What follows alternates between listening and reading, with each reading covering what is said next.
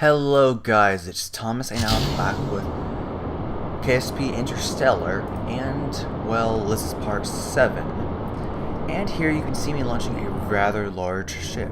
Now you're wondering, where could a ship this large be going? Well, the answer to that is very freaking far. I'm pretty sure it's going to Bob or Paul, I don't remember. But I remember it's going very far out. So I think I started with like 12 kilometers per second of delta V, no, like 15 or so. But as you see, it is a very large amount, and this is a very large ship. It's even close to overheating in some places. And so the burning continues. Then I have orbital stuff I'm doing. I skipped a lot in between because it was just crazy amount of time in between. I tried to make this a shortish episode. And here you see it is pole. Pretty sure it's still pole. I can't see it. Pole or bop. I still can't see it. I don't really remember. But gonna land. Change inclination. Have to change the inclination or I will not be able to get back up into orbit as easily. Because I'm going to try to land near the equator. And by the equator I mean like, well, not the equator, but being aligned with all of the other axi of Kerbin's. Not Kerbin's inclination. I was about to say Kerbin's equator, but it doesn't matter if I'm aligned with that equator. Not at all. So, just time accelerating. Well, not time accelerating. Waiting for the burn. Doing the burn. Slow myself all the way down. So that I, in fact, do not fly out. And then I realize this is a very small planet. I don't even think I needed as much thrust as I did. Because I'm getting, 14 a thrust to weight ratio of approximately 14. And glitches started to occur. I had to do a couple of quick saves and quick loads. That is why it seems a little jumpy. Like even more than regular. Because weird stuff happened with the terrain loading. I have no clue what it was. I think it was the difference in ships. I really have no clue. I don't know. I just can't explain it. I really have no clue what could have caused it. I can't. But it's like ships would teleport, like, 300 meters above the surface, then fall down, which, is not preferable.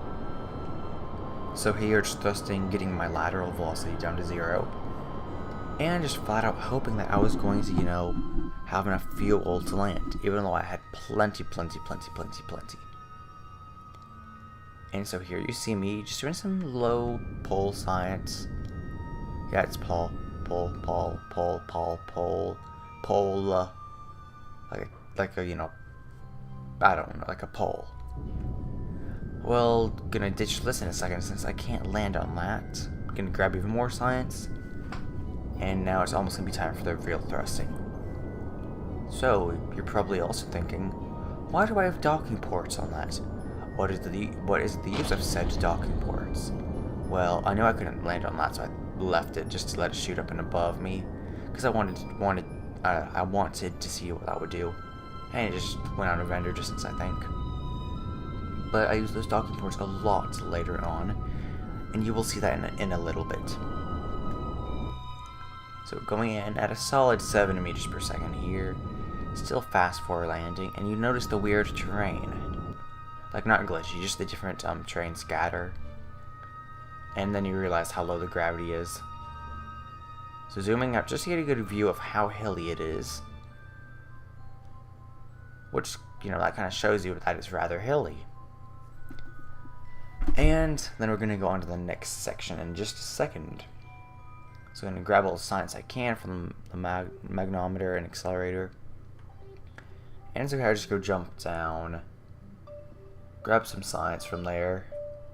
And this is when you really know it's low gravity. But even going in low gravity, where I can get into an orbit rather easily, I was not able.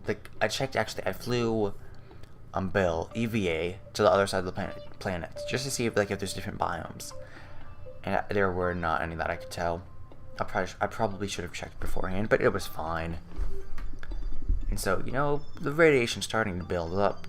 Normally this would be a very deadly amount, but nothing's wrong with it. And another one bites the dust.